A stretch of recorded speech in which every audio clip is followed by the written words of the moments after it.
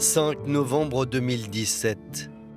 10 000 personnes sont réunies dans les rues de Gray, une petite ville de Haute-Saône, pour rendre hommage à Alexia Daval. Quelques jours auparavant, le corps inanimé de la banquière de 29 ans était retrouvé dans un bois avoisinant. Tous les regards sont braqués sur la famille de la jeune femme et surtout sur son mari, Jonathan. Il va faire pleurer la France entière. On va voir quelqu'un qui est totalement défait physiquement, qu'on va voir pleurer, notamment quand il va avoir ce discours à la fin de la marche blanche. Alexia aimait nager et courir, passion qui nous réunissait. Pourtant, derrière ces larmes, personne ne sait que Jonathan Daval cache un lourd secret. Car après 3 mois de mensonges et de manipulations, le jeune homme va être démasqué par les enquêteurs. Jonathan Daval a avoué avoir donné la mort à Alexia. Et puis, il va y avoir une succession de versions, surtout un rebondissement incroyable, c'est cette version qu'on va appeler celle du complot familial, où finalement il va mouiller à peu près tout le monde. Jonathan vient de nous accuser de meurtre. On tombe de haut, là. Jonathan Daval finira par se rétracter et reconnaître de nouveau le crime. Pourtant, alors que son procès se tient cette semaine à Vesoul, l'homme va livrer un tout nouveau scénario, impensable jusqu'alors. Il serait lui aussi une victime, un homme maltraité, humilié par sa femme Alexia.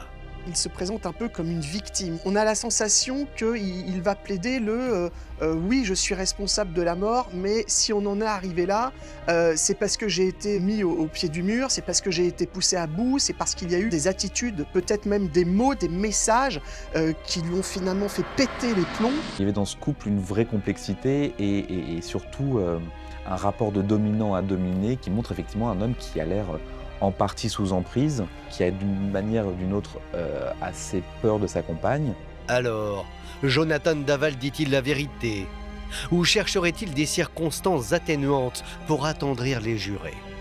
Dans le dossier, il y a des éléments, des SMS et des déclarations que vous allez découvrir ce soir et qui pourraient aller dans le sens de l'accusé.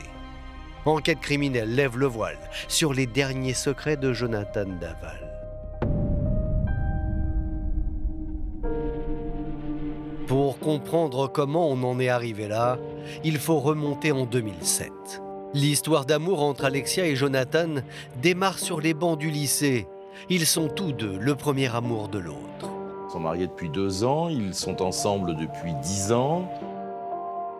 Jonathan et Alexia se rencontrent, ils sont l'un et l'autre relativement jeunes puisqu'Alexia a 16 ans. Elle est encore au lycée, Jonathan lui a 21 ans. Ils se rencontrent dans le cadre d'une sortie de ski qui est organisée par une connaissance commune et donc ils vont sympathiser et se rapprocher. Ça a l'air d'être une belle histoire d'amour, il y a visiblement une belle complicité entre les deux, ils sont très sportifs tous les deux, ils sortent beaucoup. C'était le bonheur, hein. Le couple, il était en osmose, hein. Il n'y avait aucun souci à ce niveau-là. Hein. Un couple en osmose, malgré leur caractère diamétralement opposé. Alexia, c'était une jeune fille émotive, tendre, souriante, enjouée, qui prenait beaucoup, qui s'occupait beaucoup des autres. Une jeune femme dynamique, plutôt solaire, qui aime son travail. On la sait très impliquée dans l'agence bancaire où elle va travailler. Elle faisait des petits gâteaux le week-end, elle leur ramenait le mardi à l'agence à Besançon. Il fallait qu'elle s'occupe des autres. Si Alexia est pétillante et lumineuse, Jonathan, lui, au contraire, semble bien être plus introverti. C'est un petit bonhomme voilà, qui fait beaucoup de sport, qui parle finalement pas beaucoup, qui n'a pas forcément énormément d'amis. C'est un garçon qui est très réservé, qui finalement parfois peut même s'excuser d'être là, qui a peu de liens avec l'extérieur et qui petit à petit va exister surtout au travers de son couple. Je pense qu'on a besoin qu'on s'occupe de lui, qu'on le materne. Et je pense que c'est ça qui a plu à Alexia. Comme elle aime s'occuper des autres, Elle a voulu s'occuper de lui, elle prendre sous son aile.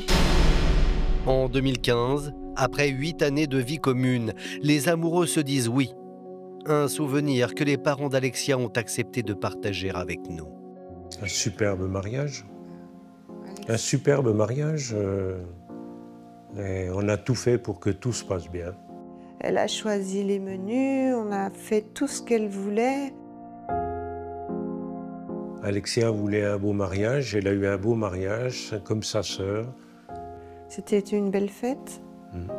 Une fête de famille. Le couple semble complètement épanoui. Mais pourtant, vous allez le voir, les apparences sont plus que trompeuses. Petit à petit, les choses vont évoluer et chacun va prendre un chemin qui est différent. Il se peut que dans ce couple, il y ait eu 2 périodes. Une vraie période d'amour, on peut dire ça comme ça, et puis une période où on peut se poser la question de savoir si Jonathan était réellement fait pour Alexia et inversement.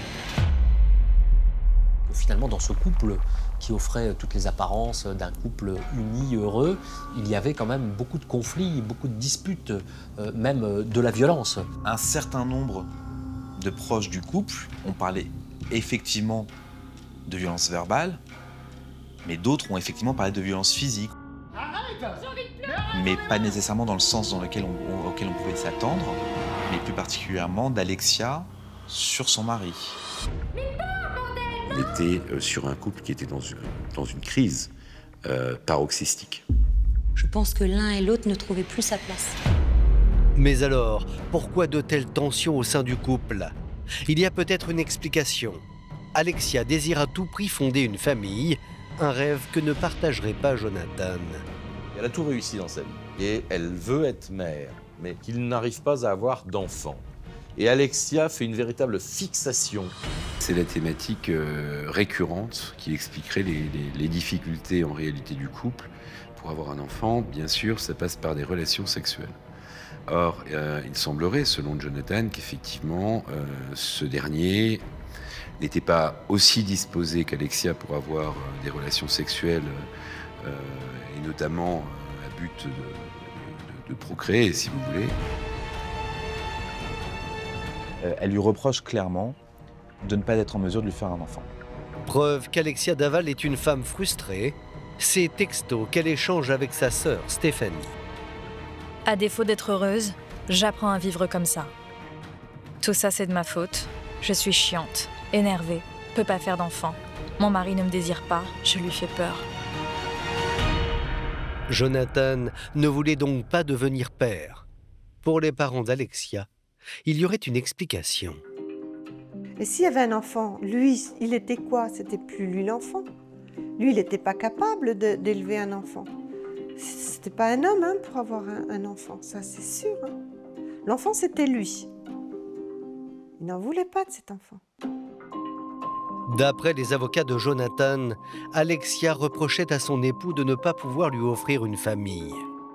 Sa frustration aurait été telle qu'elle en serait devenue agressive verbalement, notamment au travers de textos menaçants. Les enquêteurs vont s'apercevoir qu'Alexia adresse des SMS à Jonathan sur le thème effectivement de cette frustration de ne pas avoir d'enfant. Ce qui va les frapper, c'est particulièrement le vocabulaire qui va être utilisé et le ton de ces messages qu'elle adresse à Jonathan, qui sont de l'ordre de l'intimidation. Lorsque quelqu'un désire quelque chose très fort et que son partenaire le désire moins fort, ça devient une source de reproche. On avait un Jonathan Daval qui était quand même très bienveillant à l'égard de son épouse, y compris dans les échanges, que ce soit notamment type SMS. Et on avait une Alexia qui était moins sur l'aspect sentimental. Effectivement, il y a pu avoir des reproches qui ont pu être très violents. Elle avait des griefs à formuler à l'égard de son mari et elle ne ménageait pas ses mots quand ces reproches-là devaient lui être faits. D'ailleurs, Jonathan Daval va dire aux enquêteurs combien son épouse pouvait être cruelle avec lui. C'est quand on avait des rapports que j'avais des problèmes d'érection. Elle était dure avec moi. J'avais des problèmes d'impuissance Et elle m'humiliait avec cela. Elle utilisait des sextoys à côté de moi. Elle me faisait des reproches que je n'étais pas un homme. Devant notre caméra, Maître Randall Scherdorfer confirme les dires de son client, Jonathan Daval. Est-ce qu'Alexia aurait pu être violente avec Jonathan? Oui. Oui. De toute évidence, le couple en était à un tel point de crise qu'effectivement, l'un et l'autre pouvaient être violents l'un envers l'autre. C'est manifestement possible. D'ailleurs, dans une interview accordée au journal Libération en 2018, l'avocat de Jonathan donne un aperçu de ce qu'Alexia aurait fait endurer à son mari. Elle ne devient écrasante que si elle a pris un compagnon plus faible. Alexia et Jonathan Daval étaient des gens pas faits pour être ensemble. Cette fille-là, à son âge et vu ses attentes, il lui fallait un mec, un vrai mec. Un mec qui assurait. Et elle lui reprochait « T'es impuissant, tu bandes pas, t'es une merde ». Et Jonathan Daval de poursuivre dans l'un de ses procès-verbaux. Elle me tapait, elle me donnait des claques, elle me pinçait quand je voulais l'amener au lit lorsqu'elle s'endormait sur le canapé. Pour les parents d'Alexia, les insinuations de Jonathan sont totalement fausses. Leur fille est certes une femme déterminée, mais jamais, au grand jamais, elle n'aurait pu être abusive avec son mari. On a épluché tous les SMS, on a tout épluché, il n'y a rien. Il n'y a aucune violence dans quelque SMS que ce soit. Alexia, à aucun moment, elle est violente dans ses propos. Elle veut juste que son mari soit auprès d'elle, ce qui est logique. Elle, ce qu'elle voulait, c'est que son couple marche. Elle voulait que Jonathan soit auprès d'elle. On connaît nos filles, on sait l'éducation qu'on leur a donnée, l'amour qu'on leur a donné. La violence, ça ne fait pas partie de leur éducation. Les parents d'Alexia Daval tombent de l'armoire à chaque fois qu'on leur explique que leur fille aurait pu être violente. À aucun moment, c'est quelque chose qu'ils n'envisagent absolument pas. Elle a été éduquée a priori dans un cocon familial, plutôt calme, très choyé. Pour eux, c'est inimaginable en fait qu'il y ait une quelconque violence, qu'elle soit verbale, physique ou écrite. Isabelle et Jean-Pierre Fouillot en sont persuadés. Aujourd'hui, Jonathan chercherait à se faire passer pour une victime afin de se défausser de son terrible geste. Comme si le jeune homme cherchait à réécrire le drame du 27 octobre 2017. Donc le 27 octobre, c'est un vendredi soir. Il y a donc une soirée raclette qui est organisée chez les parents d'Alexia. Donc le repas convivial par excellence. Ce soir-là, Jonathan et Alexia passent une soirée en famille. Donc, la sœur d'Alexia et son mari sont revenus de la région parisienne. Donc, Alexia avait notamment posé 2 jours de congé pour pouvoir profiter pleinement avec sa sœur et son neveu. C'est le début des vacances de la Toussaint. Ils viennent passer la semaine. Soirée, tout ce qu'il y a de plus normal chez les gens, chez des papas, mamans qui reçoivent leurs enfants. Tout va bien toute la soirée, il n'y a pas lieu de s'inquiéter de quoi que ce soit. Une soirée famille très ordinaire, comme n'importe qui peut la vivre, comme ils avaient l'habitude de la vivre sans aucune difficulté particulière. Et la soirée se termine, tout ce qu'il y a de plus normal. Ils rentrent chez eux à 11h, 23h, 23h30. Une soirée en apparence ordinaire, mais qui va très vite virer au cauchemar. À l'issue de ce dîner, Alexia et Jonathan regagnent leur domicile et selon les déclarations de Jonathan, les premières tensions commencent à arriver dans la voiture et vont se poursuivre au domicile. C'est au domicile qu'il va y avoir une altercation tout d'abord verbale entre Jonathan et Alexia. Et voici pourquoi les choses auraient dégénéré entre Alexia et Jonathan Daval. Jonathan est dans le salon, après cette soirée-là. Alexia espère pouvoir vivre un moment d'intimité avec son mari. Jonathan Daval, il n'est pas réellement dans cette dynamique ce soir-là. En fait, l'altercation naîtrait toujours de la même façon autour de la vie sexuelle du couple.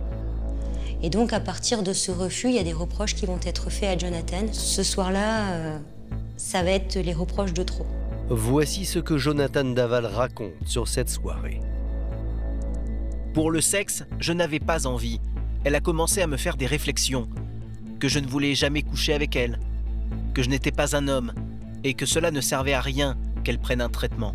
Que je ne voulais pas d'enfant avec elle.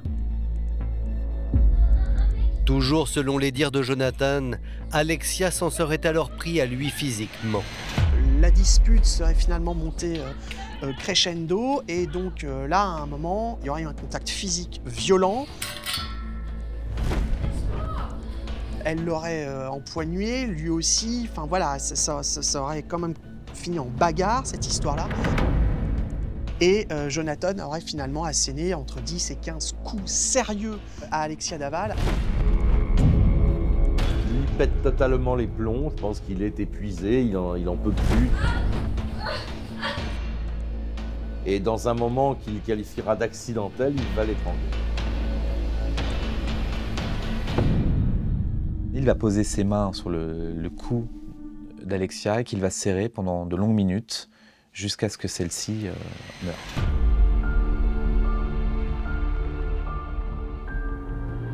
Et là, effectivement, il y a deux solutions. Hein. Soit on appelle les gendarmes en disant « voilà, elle fait une connerie, je le voulais pas, c'est un accident », enfin bon, il explique ce qu'il veut. Soit on décide de dissimuler. Bon, il a pris la deuxième solution. Face à son terrible geste, Jonathan Daval va alors prendre une décision lourde de conséquences. Il va maquiller le meurtre de sa femme. Mais alors, pourquoi le jeune homme va-t-il basculer dans cette spirale du mensonge? Jonathan, c'est vrai que au travers du couple qu'il a construit avec Alexia, il y a le couple Jonathan-Alexia, mais il y a aussi son existence au travers de sa belle famille, parce que le couple passait énormément de temps avec les parents d'Alexia. C'est même pas forcément le lien qu'on pourrait entretenir traditionnellement avec ses beaux-parents. Il y avait quasiment un lien filial qui avait été créé avec eux. Il veut surtout pas décevoir ses beaux-parents, avec lesquels, et je pense particulièrement à sa belle-mère, il a une relation qui est très particulière, qui est très fusionnelle. Il m'appelait quand même maman. Mais je pensais qu'on était sa première famille. Il était chez nous, il était chez lui. Qu'on soit là, qu'on soit pas là, il allait et venait comme il voulait. Ah mais c'était comme un fils, hein. Y a pas... Il a vraiment cette image de gendre idéal dans laquelle il s'est enfermé, qui risquerait de voler en éclats s'il devait de lui-même prendre nos responsabilités, assumer et contacter les enquêteurs pour dire à un moment donné, voilà, il y a eu un accident, mais j'ai tué mon épouse. Non seulement Jonathan craignait de perdre l'affection de ses beaux-parents, mais son statut social était aussi en jeu. Il est issu d'un milieu qui est un peu plus modeste que celui des Fouillot. Jonathan Daval, avec le clan Fouillot, il rentre dans la quatrième dimension, quoi. C'est un nouveau monde pour lui, c'est quelque chose qu'il ne connaît pas. Sa mère, à lui, garde des enfants. C'est pas aussi bling-bling, finalement, que le clan Fouillot, qui sont finalement des notables, hein. C'est une famille qui est connue et respectée. La maman d'Alexia est conseillère municipale de la ville de Grès. Les parents d'Alexia, donc un des commerces les plus importants de la ville, du moins en termes de lien social, puisqu'ils ont un bar, PMU, restaurant, petits jeux. Et pour lui, c'est quelque chose d'incroyable, d'inimaginable. C'est l'ascenseur social inespéré, finalement, de rentrer dans ce monde-là. Je pense qu'il avait un statut social avec Alexia et avec nous, qu'il n'avait pas avant. Bien sûr, il était reconnu avec nous et avec Alexia, c'est sûr, oui.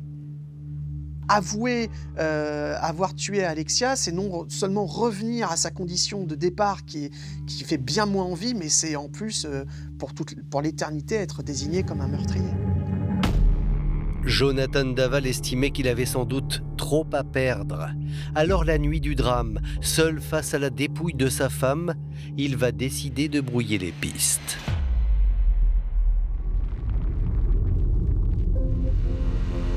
Jonathan Daval, à ce moment-là, une fois qu'Alexia Daval est décédée, il va réfléchir à un scénario qui va consister à faire disparaître ce corps. Il va donc l'habiller finalement en tenue de jogging. Il se souvient des meurtres de joggeuses. Il se dit peut-être que c'est une façon de faire croire que c'est quelqu'un d'autre qui a fait ce qui s'est passé. Il l'enroule dans un drap parce que c'est sans doute plus pratique pour porter le corps. Ensuite, il va décider de charger le corps dans le coffre de son utilitaire. Et ce n'est qu'au petit matin, vers 8 h, qu'il va sortir cette voiture, qu'il va la conduire. Donc le corps d'Alexia est toujours dans le coffre.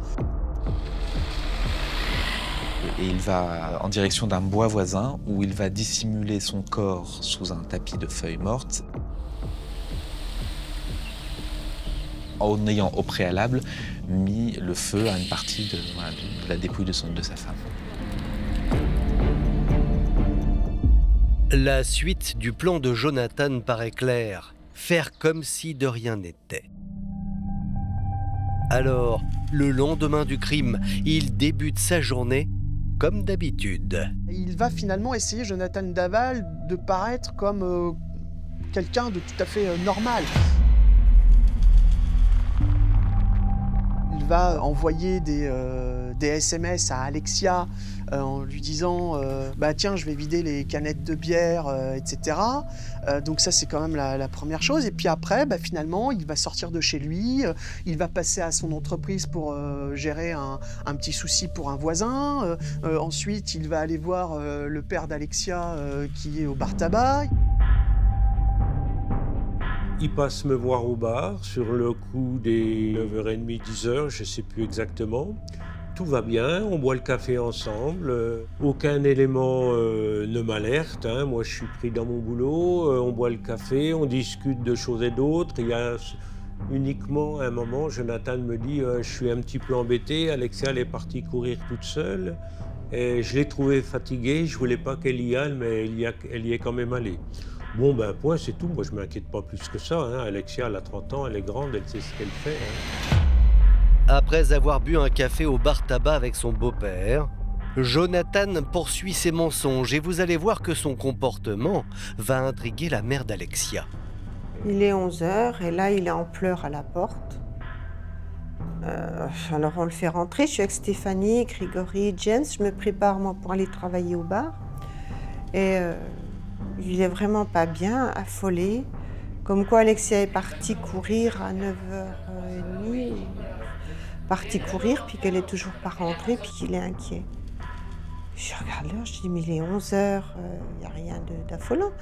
Elle a dû trouver quelqu'un sur le chemin, et puis elle doit discuter, elle va pas tarder. Non, non, je vous dis qu'il est arrivé quelque chose à Alexia, ça va pas. Alors là, j'ai commencé à me demander ce qu'il nous faisait. Et puis j'ai demandé à Grégory de partir avec lui pour refaire le trajet, voir s'il ne pouvait pas la trouver sur le chemin. Ils vont faire un tour en voiture, on va appeler aux urgences et finalement, on va aller à la gendarmerie sur les coups de midi, midi et demi pour signaler la disparition d'Alexia. Mais sur une grande partie de la matinée, Jonathan Daval va faire comme si tout allait bien, comme si rien ne s'était passé. Et finalement, plus la fin de matinée va arriver, plus il va montrer des signes voilà, d'inquiétude qui semblent un petit peu disproportionnés par rapport à la situation. Et donc, il va rentrer dans cette espèce d'engrenage où finalement, il y a beaucoup de monde qui vont se mobiliser autour de lui. Parce que finalement, c'est lui qui a perdu sa femme, pour lequel on s'inquiète. On ne sait pas encore ce qu'il en est. Hein. Alexia a disparu, on ne sait pas ce qu'il en est, mais en tout cas, sa disparition est inquiétante. Et donc, il y a des scénarios, y compris les plus dramatiques, sont en train d'être imaginés de part et d'autre. Comble de l'horreur.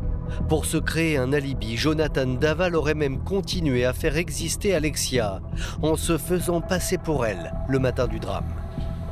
En effet, Stéphanie, la sœur de la jeune femme, va recevoir un SMS. Stéphanie regarde ses messages et puis elle voit un message soi-disant d'Alexia qui lui dit « Je suis partie courir, je viendrai vous faire un petit coucou en passant ».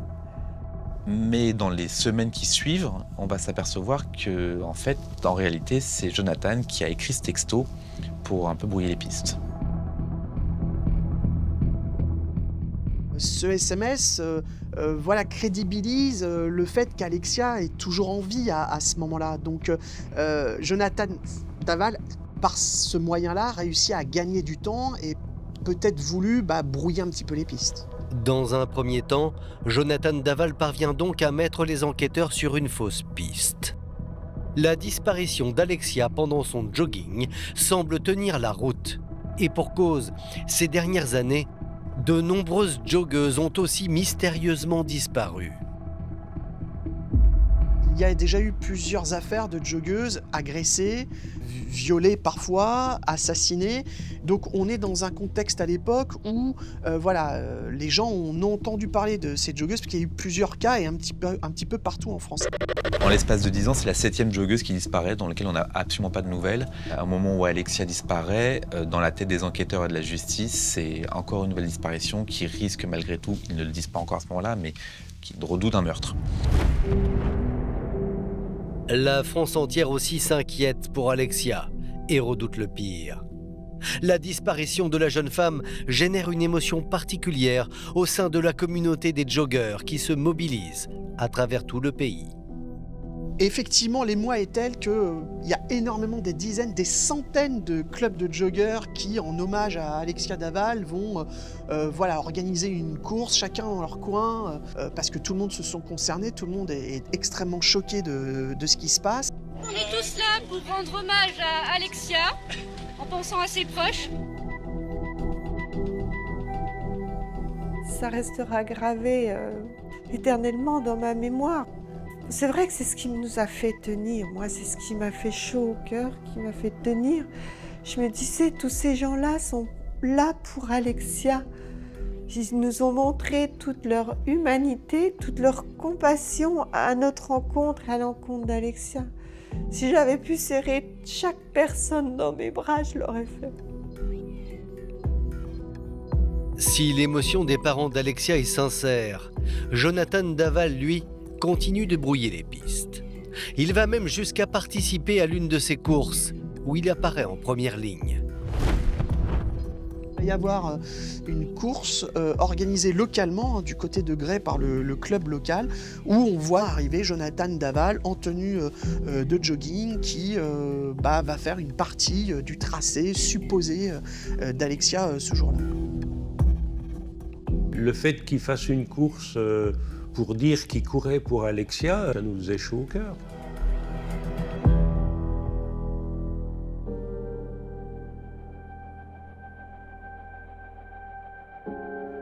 Finalement, 3 jours après sa disparition, le 30 octobre 2017, le corps sans vie d'Alexia est retrouvé dans un bois. À cet instant, personne ne se doute que Jonathan puisse être impliqué dans sa disparition. Surtout pas ses beaux-parents, Jean-Pierre et Isabelle Fouillot. Pour nous, Jonathan, il était coupable de rien. On le soutenait, au contraire, et plusieurs fois, il nous a dit « Vous êtes ma seule famille ». Et ça, il nous l'a dit. Il me disait « La maison, ça sera toujours votre maison, vous serez toujours comme chez vous. » Voilà, j'avais un rendez-vous médical, il m'avait dit « Bon, je vous emmènerai », parce que ça devait être Alexia qui devait m'emmener. Il m'a dit « C'est moi qui vous emmènerai à votre rendez-vous ». Il se rendait indispensable avec nous. Bon, on dit que l'amour rend aveugle, mais là, c'est vrai, dans notre cas, c'était exactement ça. Avec le décès d'Alexia, les liens qui unissent Jonathan à ses beaux-parents vont se resserrer. C'est d'ailleurs une famille soudée qui apparaît devant les caméras de télévision pour annoncer l'organisation d'une marche blanche.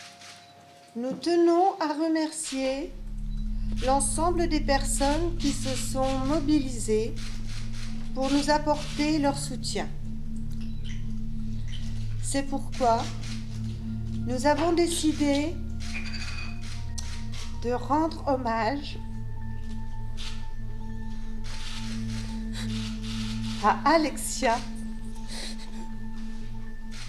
par l'organisation d'une marche blanche qui aura lieu ce dimanche 5 novembre dans la dignité et le respect.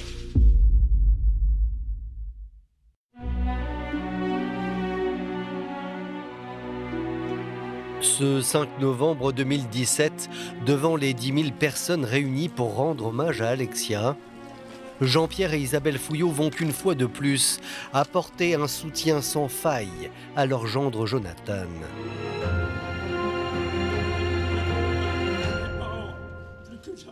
Preuve en est lorsque ce dernier monte sur scène pour prononcer un bref discours à la mémoire de son épouse. Il monte sur cette estrade et au moment où Jonathan Daval va s'exprimer, on sent que le père est obligé de le soutenir un peu physiquement pour le faire approcher de ce micro. Il le tient. On a un peu l'impression que s'il le lâche, il va tomber. Ben oui, ouais. Le but du jeu d'un papa ou d'un beau-père, c'est de réconforter son enfant. Moi, c'est ce que je faisais à ce moment-là. Je voulais qu'il souffre le moins possible et puis qu'il sente qu'il y avait quelqu'un avec lui qui était là pour le soutenir dans le pire moment, parce qu'à ce moment-là, pour nous, c'est le pire moment.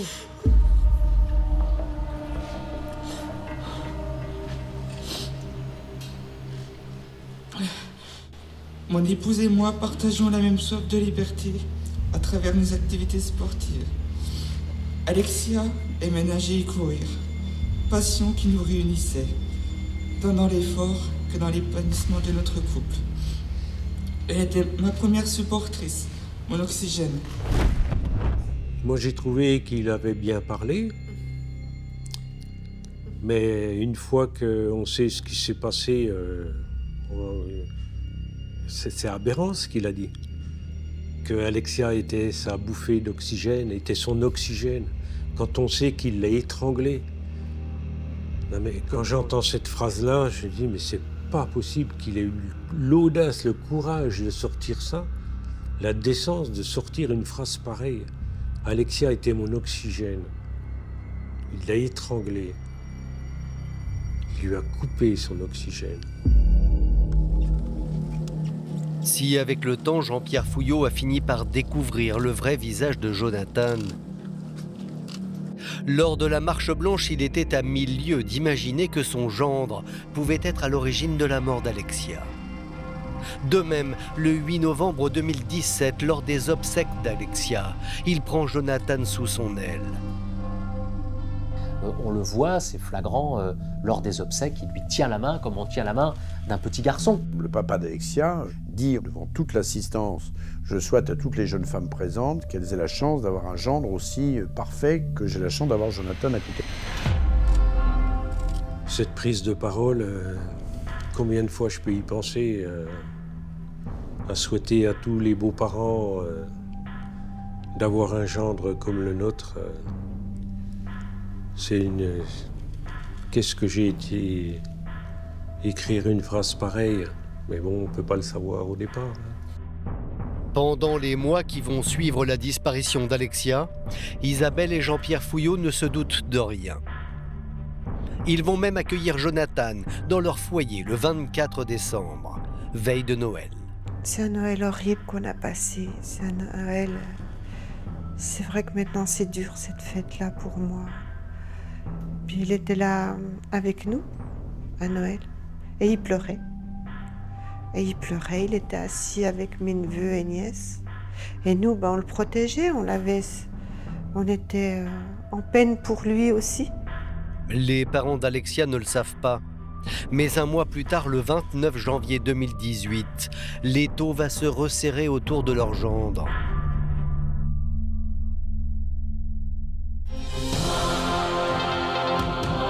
Le mari d'Alexia Daval, la joggeuse, retrouvée morte fin octobre dernier dans un bois de Haute-Saône, a donc été interpellé ce matin. Le domicile du couple est en cours de perquisition. Et puis là, bing, ça tombe. Il y a un visage qui apparaît. C'est pas du tout le visage qu'on attendait. C'est le visage du mari. Personne n'imagine que cet homme, que l'on a vu éplorer, tenir la main de ses beaux-parents, personne ne peut imaginer qu'il soit impliqué dans cette histoire.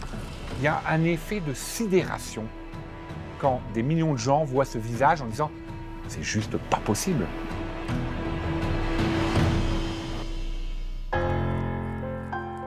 Du côté des parents d'Alexia, le choc est immense. Pour autant, L'arrestation de leur gendre ne change rien au soutien qu'ils lui apportent. Ils en sont persuadés. Jonathan est innocent. Eh bien moi, c'est 2 enquêteurs qui viennent à 9 h du matin à la maison en me disant « Bon, ben, on vient vous prévenir, on a mis Jonathan en garde à vue. » Ah. Donc ils sont venus là, ils se sont assis, moi aussi. Et je leur ai dit « Mais c'est impossible. » Je dis « Vous vous trompez de personne. Hein. » Je leur soutenais mordicus que c'était pas lui, que ça pouvait pas être lui, qu'il se trompait.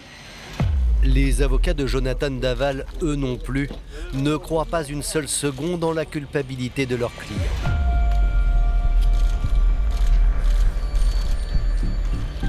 C'est une bonne chose, Jonathan va pouvoir s'exprimer parce que les rumeurs persistent depuis longtemps. La famille d'Alexia soutient Jonathan, je tiens à vous le dire. Je vous rappelle aussi qu'il est présumé innocent et qu'avec mon associé, nous allons tout faire pour que Jonathan sorte de ses 48 heures de garde à vue libre et lavé de tout soupçon. Je suis extrêmement serein parce que moi je reste sur une position qui est très claire, celle de Jonathan qui n'est pas impliqué dans cette affaire, mais c'est la même position que celle de sa belle famille, que celle de tout l'entourage qui ne le conceptualise même pas. Et j'ai un entretien très rapide avec Jonathan Daval par rapport à la normalité de cette garde à vue qui se déroule, parce que finalement, c'est le mari qui soit placé en garde à vue à un moment, c'est dans l'ordre des choses. Être placé en garde à vue ne fait pas de vous un coupable.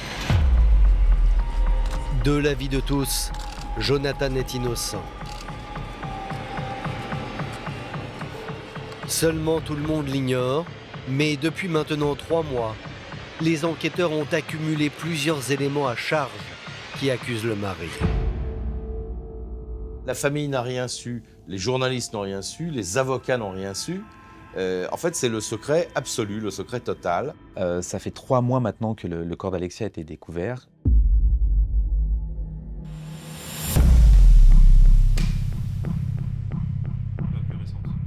Mais ça fait surtout 3 mois que les gendarmes suivent très discrètement l'ensemble des faits et gestes de Jonathan parce qu'ils ont plusieurs éléments qui démontrent que son implication ne fait aucun doute. Jonathan Daval aurait pu commettre le crime parfait. Et pourtant, en dissimulant le corps d'Alexia, le jeune homme a semé plusieurs indices. Il y a plusieurs éléments qui vont permettre aux gendarmes de confondre Jonathan. Le premier, c'est un drap. Effectivement, Alexia Daval, son corps est retrouvé enroulé dans un drap. Mais pas n'importe quel drap, c'est un drap qui est issu d'un jeu de draps qui était dans une armoire de la maison où habitaient Jonathan et Alexia. C'est un drap de famille qui est resté dans la maison.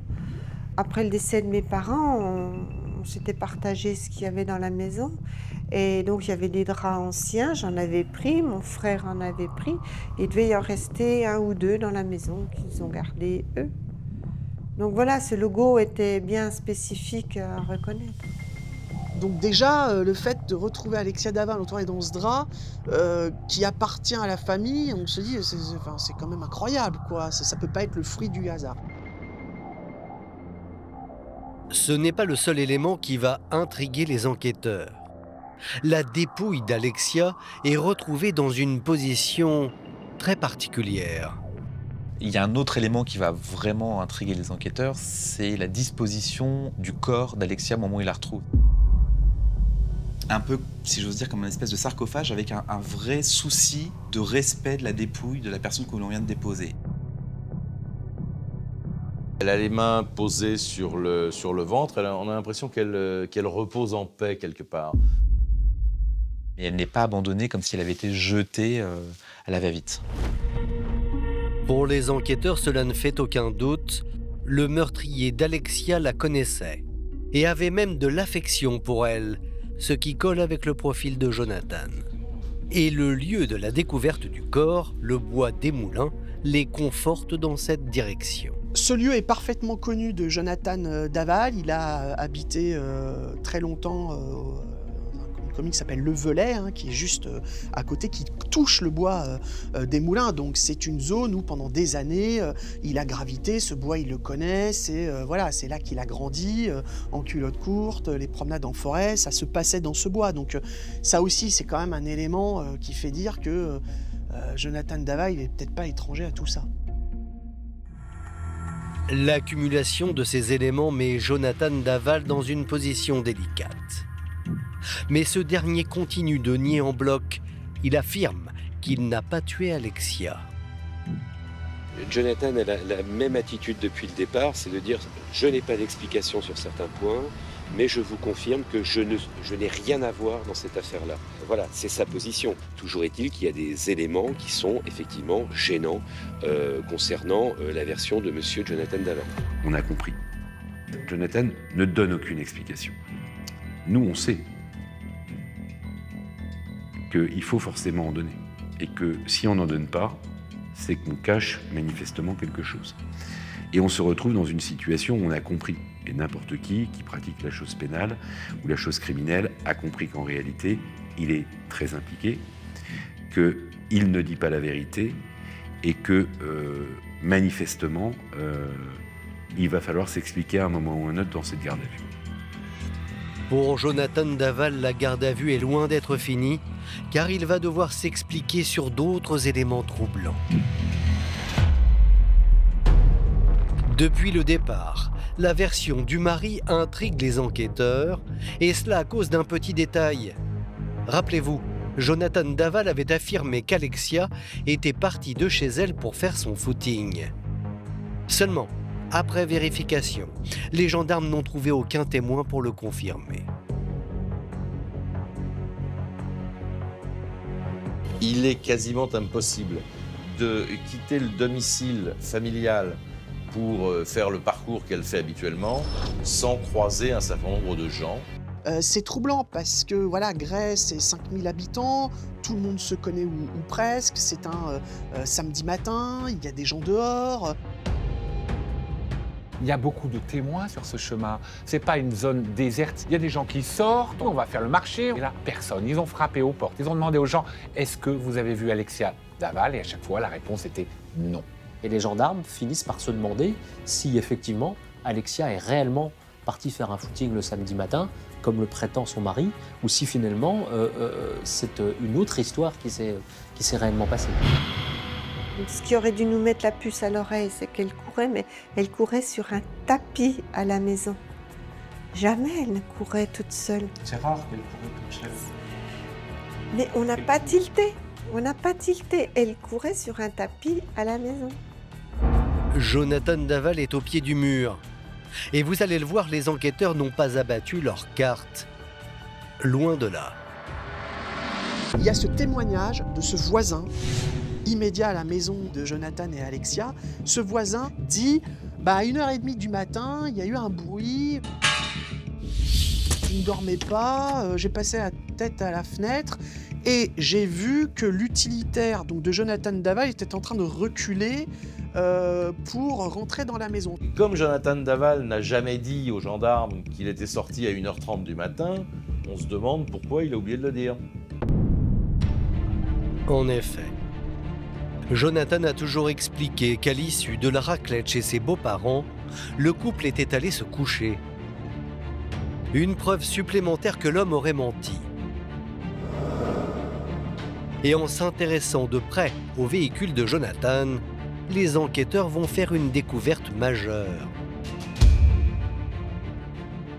Dans la voiture de fonction de Jonathan Daval, il y a ce qu'on appelle un tracker, c'est-à-dire que c'est un GPS et en fait les gendarmes vont inspecter la mémoire de ce tracker et vont effectivement constater que la voiture a bougé une première fois à 1h30, donc au moment où elle est rentrée dans le garage.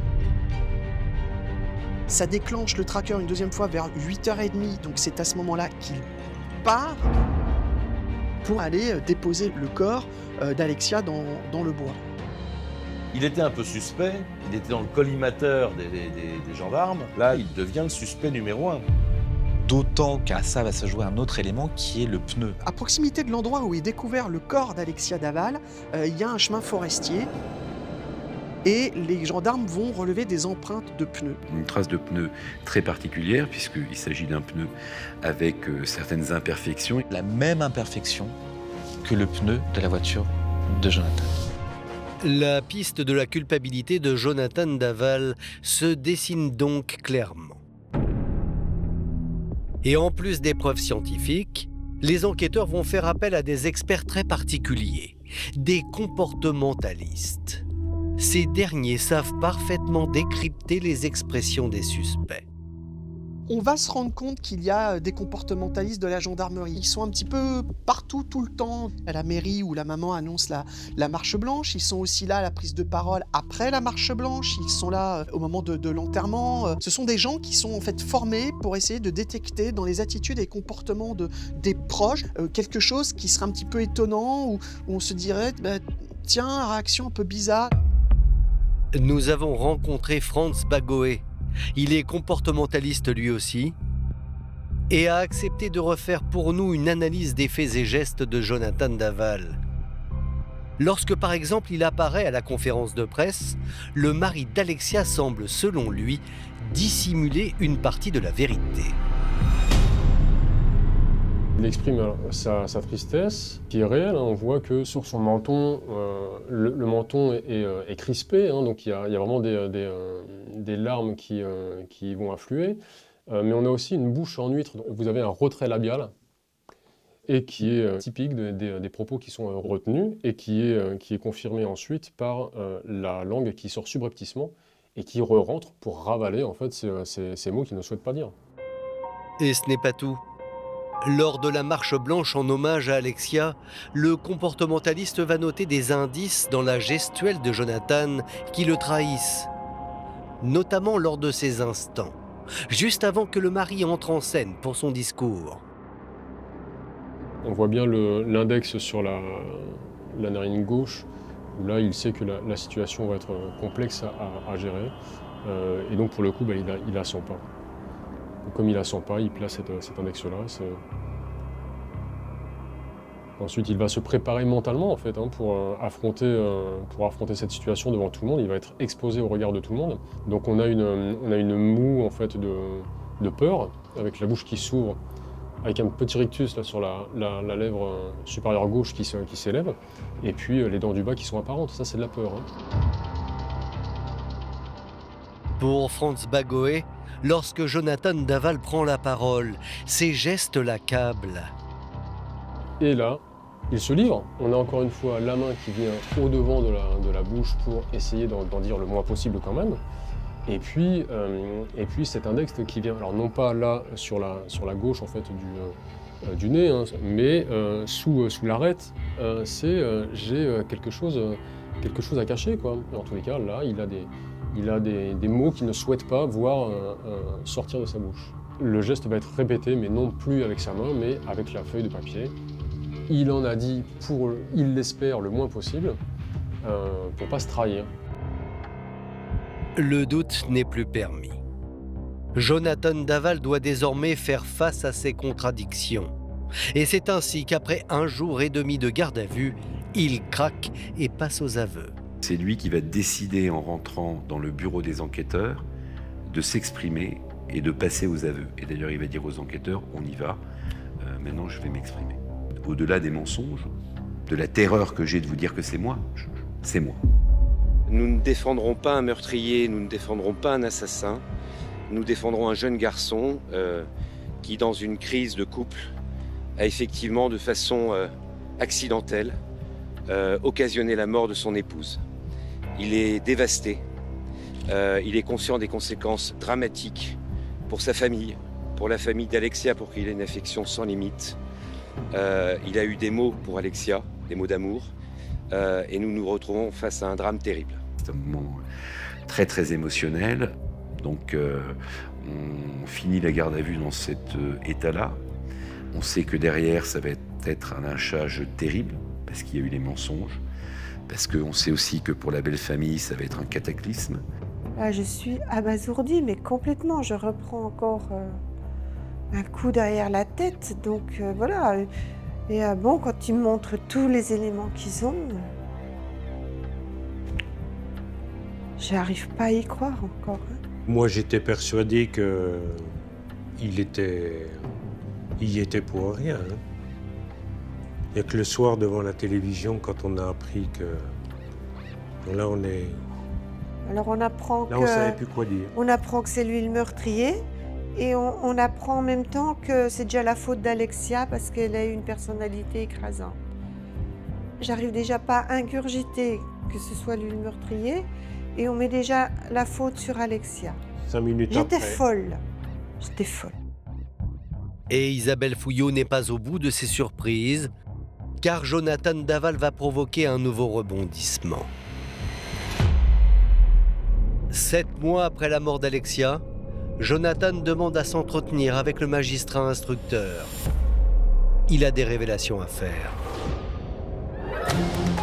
Rebondissement dans l'affaire du meurtre d'Alexia Daval. Son mari Jonathan, qui avait reconnu avoir étranglé la jeune femme de 29 ans fin octobre en Haute-Saône, conteste désormais les faits.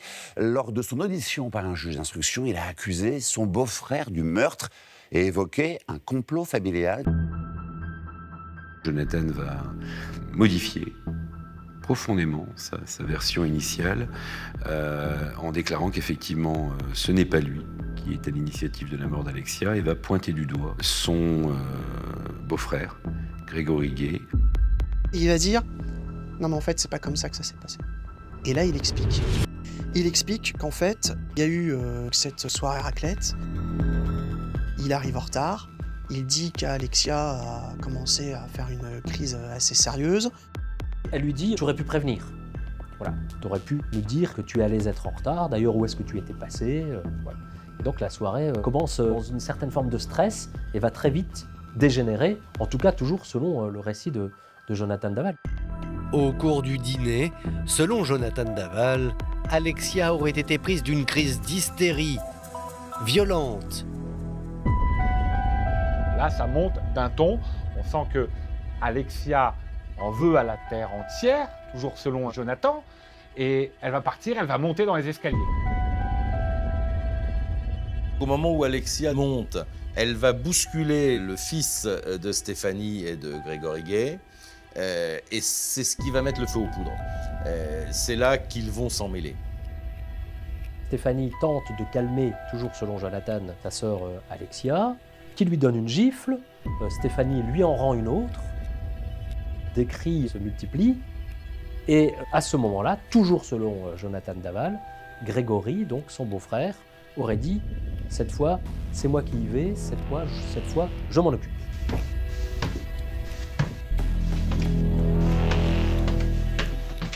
Il disparaît donc avec Alexia dans la salle de bain.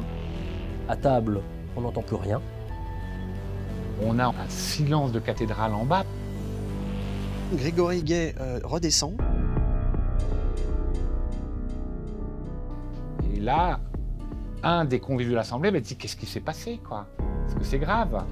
Puis lui, bien blanc comme un cierge de Pâques, livide, dit « Oui, je crois que c'est grave. » Grégory Gay dit à ce moment-là « J'ai étranglé Alexia, j'ai voulu la calmer, je l'ai tuée. » Jonathan Daval charge Grégory Gay, son beau-frère. Donc c'est une manière pour lui d'être peut-être un peu complice et responsable, mais au même titre que tout le reste de la famille, mais de ne plus être finalement un responsable exclusif. C'est très difficile d'assumer. Parce que c'est très difficile de regarder sa mère, par exemple, et de lui dire « Maman, c'est moi ». Et on cherche quelque chose parfois de magique pour se sortir de sa condition criminelle.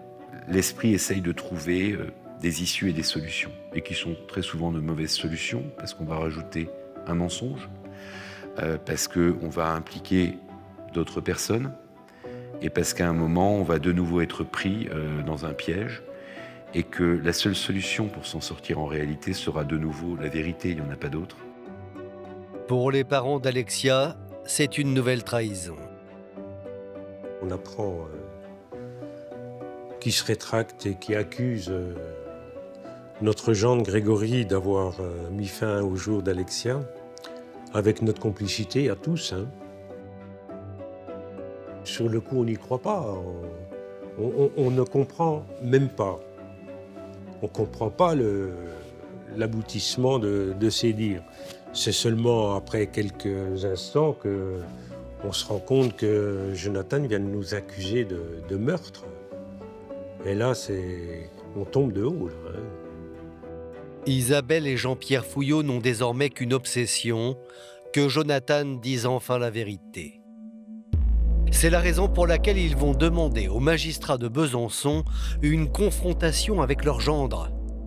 Un face-à-face qui va marquer un tournant dans l'affaire. 7 décembre 2018, Jonathan Daval est extrait de sa cellule pour un rendez-vous capital. Les parents d'Alexia Daval vont demander au juge d'instruction une confrontation. Cette confrontation va se dérouler sur une journée. Il va y avoir le matin la sœur d'Alexia. Puis Grégory, avec lequel, voilà, ces deux-là, il ne se passe rien. Le début de cette confrontation est un échec. Mais le juge n'a pas dit son dernier mot. Il va désormais abattre une carte décisive. La première personne qui va passer en confrontation au début d'après-midi, c'est la maman d'Alexia, c'est Isabelle Fouillot. Et Isabelle Fouillot, elle choisit une stratégie qui consiste déjà, au moment où elle se retrouve en face de Jonathan Daval, à le considérer. Je le regarde droit dans les yeux et je lui dis « Bonjour Jonathan ». Et je le fixe et je le regarde bien et je lui dis gentiment « Bonjour » comme si je l'avais vu la veille au soir. Moi, je ne sais pas crier, moi, je ne sais pas... je ne sais que parler, donc je lui parle avec mes mots comme je lui ai toujours parlé. J'ai des questions sur l'amour, le mariage, je lui pose plein de questions, mais là, il ne bouge pas trop d'un iota. Jonathan Daval reste de marbre. Alors Isabelle Fouillot va tenter le tout pour le tout, en lui présentant une photo de Happy, le chat qu'il élevait avec Alexia. C'était leur enfant, ce chat. Ils l'ont eu à 2 mois, ce bébé chat, et c'était comme leur enfant. Au moins pour Alexia. Mais j'espère que ce chat, il l'a aimé aussi. C'était vraiment leur bébé à eux deux. Donc je me suis dit que le chat, ça pouvait... lui remettre un peu de vérité en lui. Je me disais que peut-être en lui, il avait encore un petit moment de bonheur à partager avec Happy. Je montre cette photo et il commence à caresser cette photo, à voir cette photo. Et je pense que là, il y a un travail en lui qui commence à se faire.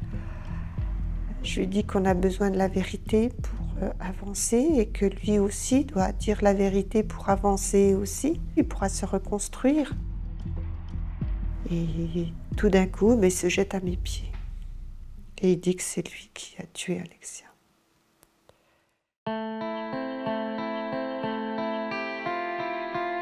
Donc je le relève et je le prends dans mes bras et on pleure tous les deux.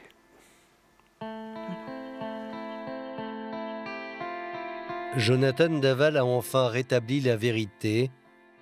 Pour les parents d'Alexia, c'est une libération. J'étais soulagée qu'ils disent qu'il revienne sur son mensonge. C'est un poids qui s'en va. J'ai rétabli juste la vérité. J'ai rien gagné. Alexia n'est plus là. Mais voilà, j'ai gagné en vérité une parcelle. Une parcelle de vérité seulement. Car aujourd'hui, dans le dossier, des zones d'ombre demeurent. Par exemple, au moment du décès d'Alexia, les experts ont retrouvé dans son sang des traces de somnifères, des analyses qui intriguent. Au moment de l'autopsie, les analyses toxicologiques vont mettre en avant la présence dans son sang de plusieurs médicaments, notamment du tramadol. Les parents d'Alexia se demandent si finalement Jonathan Daval ne lui administrait pas des médicaments sans qu'elle le sache. Et notamment des médicaments qui font dormir, qui vous laissent dans un état un petit peu apathique.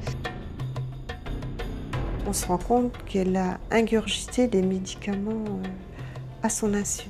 Et elle le dit d'ailleurs dans des SMS. Elle lui dit même « tu m'as drogué » ou « tu me drogues ». C'est une sédation pour faire croire qu'elle devenait folle ou l'avoir sous sa main ou des choses comme ça. D'ailleurs, elle le dit le vendredi matin où elle a disparu. Elle dit le matin qu'elle a peur. Elle dit « j'ai plus toute ma tête, je ne suis pas bien ». Elle écrit même pas bien en texto. Et elle dit qu'elle ne sait pas ce qu'elle a. Donc elle ne sait pas qu'elle a ingurgité un médicament. Pour Isabelle et Jean-Pierre Fouillot, cette prise de médicaments est inconcevable. En effet, Alexia souhaitait à tout prix tomber enceinte. Elle n'aurait donc jamais ingurgité ce cocktail explosif de somnifères. Mais selon les avocats de Jonathan Daval, cette théorie ne tient pas la route. Leur client n'aurait jamais cherché à sédater Alexia. On sait que les quantités retrouvées dans le sang d'Alexia excluent toute soumission chimique d'Alexia. Que ce somnifère n'a pas été pris dans des quantités anormales, ou des quantités dangereuses, ou des quantités portant atteinte à la vigilance.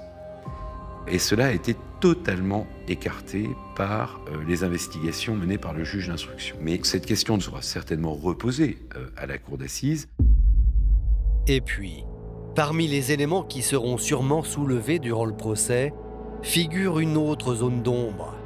Dans la nuit du 2 au 3 mars 2019, alors que Jonathan Daval était déjà incarcéré, la maison qu'il partageait avec Alexia a été cambriolée.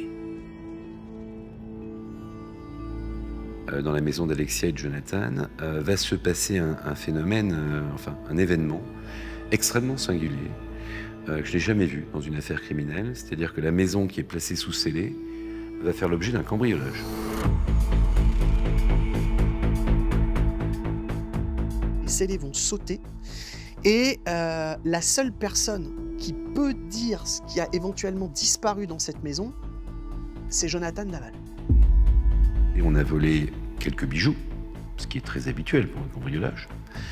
On a volé des albums du couple, des albums de photos, des albums de famille, ce qui est déjà très très singulier. Et puis on a volé des sex toys.